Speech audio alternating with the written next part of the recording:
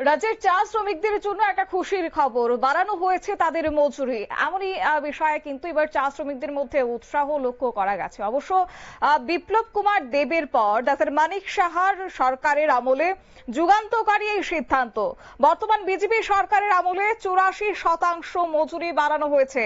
চা বাগান শ্রমিকদের বর্তমানে মজুরি সেখানে বাড়িয়ে করা হয়েছে প্রাপ্ত বয়স্ক যারা রয়েছে, পুরুষ এবং মহিলা, তাদের প্রত্যেকের জন্য 204 টাকা মজুরি বৃদ্ধি করা হয়েছে। আবারও বলছি যে এই বর্তমানে যে সিদ্ধান্ত নেওয়া হয়েছে তাতে করে যারা প্রাপ্তবয়স্ক রয়েছেন তাদের জন্য 204 টাকা বরাদ্দ করা হয়েছে।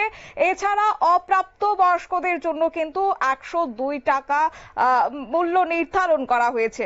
আজকে মহাকরণ থেকে এই ঘোষণা দিলেন মন্ত্রী টিঙ্কু রায়। সঙ্গে আজ উপস্থিত ছিলেন চা উন্নয়ন নিগমের চেয়ারম্যান সমীর ঘোষ সহ দপ্তরের অন্যান্য আধিকারিকরা।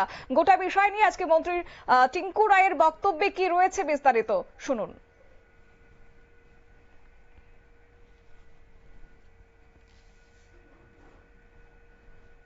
করে দিয়েছে। আগে কি ছিল, বাগান মালিকরা তাদের ঘরের জন্য তাদেরকে টাকা দিতে হতো, বা তাদের কিচেন রিপেয়ারিং বা বিভিন্ন এই যে তাদের মৌলিক যে চাহিদাগুলো পূরণের জন্য যে কাজগুলো বাগান করতো, এগুলো তো আজ সরকার করছে। অলমোস্ট আমরা বলতে পারি রাজ্যের সমস্ত চা বাগান পরিবারকে প্রধানমন্ত্রী আবাসের আওতায় আনা হয়েছে। তাদেরকে ঘর দেওয়া হচ্ছে, তাদের সেখানে জলের ব্যবস্থা, শৌচালয়ের ব্যবস্থা, ইলেকট্রিসিটির ব্যবস্থা, সেগুলো সরকার করছে। তো সেই দিকগুলো সমস্ত দিক দেখে আমরা 176 টাকার থেকে বাড়িয়ে এটাকে 204 টাকা করা হয়েছে।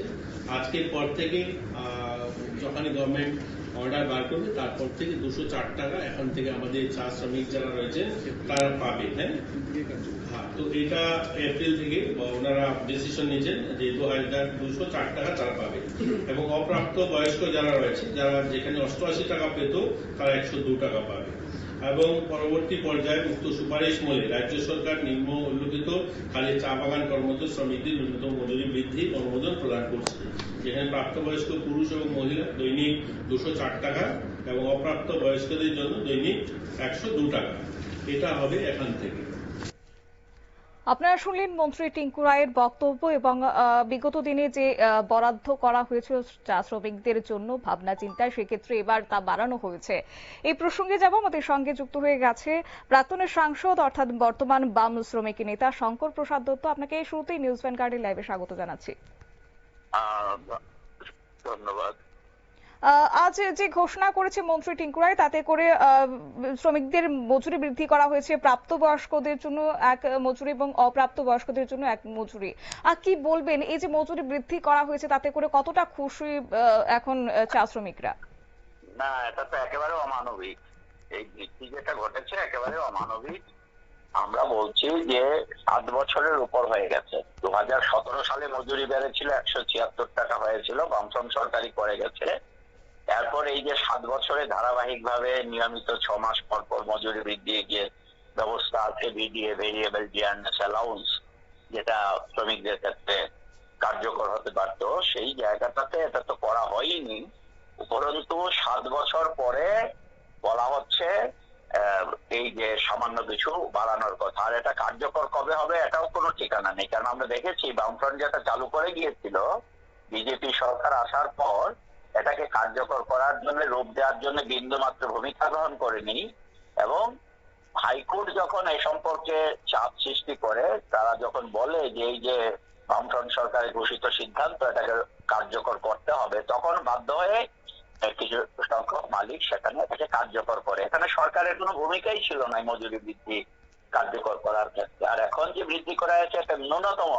আমরা বলছি যে এটা তো বিজেপি সরকার রাজ্যে, রাজ্য আসাম, সেখানে যে ন্যূনতম মজুরি আছে 250 টাকা, অন্তত সেটা করুক। আমরা সেটা দাবি করছি যে 250 টাকা মজুরি এটা করা হোক। এর নিচে শ্রমিকরা মানতে রাজি না।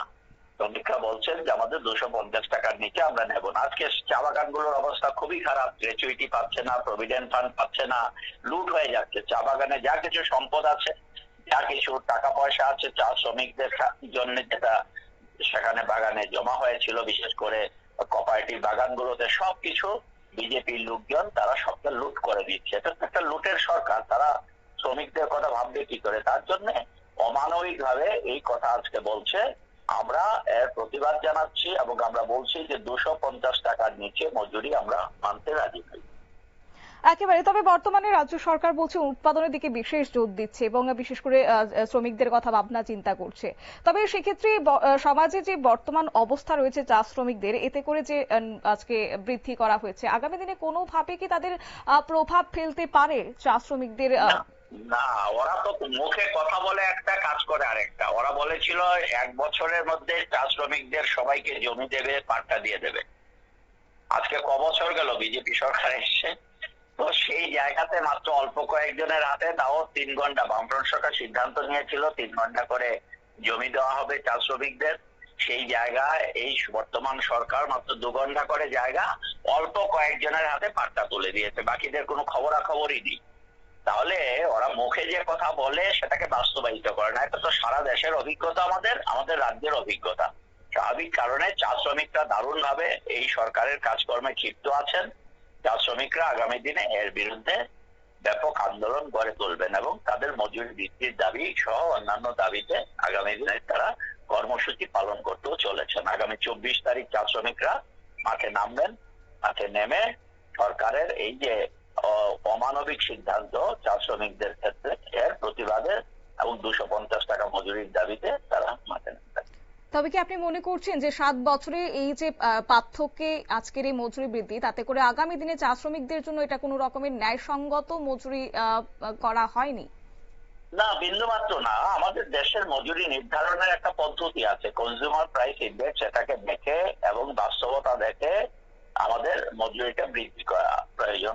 আসামে, পাশের রাজ্য, আমি তো বলছি পাশের রাজ্য আসামে এখানকার সরকার 250 টাকা ঘোষণা করেছে। আমাদের এখানে হবে না কেন? এখানেও তো বিজেপি সরকার, আমাদের ত্রিপুরা তো বিজেপি সরকার। অন্তত দক্ষিণ ভারতে অনেক বেশি মজুরি, দক্ষিণ ভারতের বাগানগুলো তো। আমরা বলছি না এখনই দক্ষিণ ভারতের বাগানের মজুরি চাইছি না, আমরা চাইছি অন্তত পক্ষে এখানে আসামের মজুরিটা কার্যকর করা হোক। এবং আমাদের দাবি তো অগণতান্ত্রিক না, অযৌক্তিক না।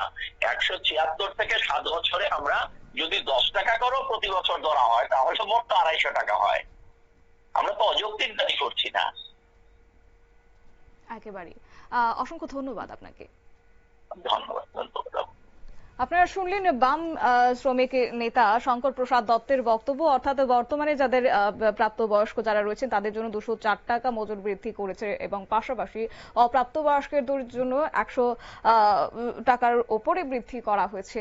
তো সেক্ষেত্রে বামেদের বিরোধীদের পক্ষ থেকে কিন্তু বলছে যে এটা কোনোভাবেই ন্যায়সঙ্গত হতে পারে না। বিশেষ করে চা শ্রমিকদের জীবনের ভাবনা চিন্তার কথা লক্ষ্য রাখেনি বর্তমান রাজ্য সরকার। তাই আগামী দিনে কৃষকদের, দুঃখিত, চা শ্রমিকরাও একটা আন্দোলনে নামবেন বলেও কিন্তু জানিয়েছেন আজ বাম শ্রমিক নেতা শঙ্কর প্রসাদ দত্ত।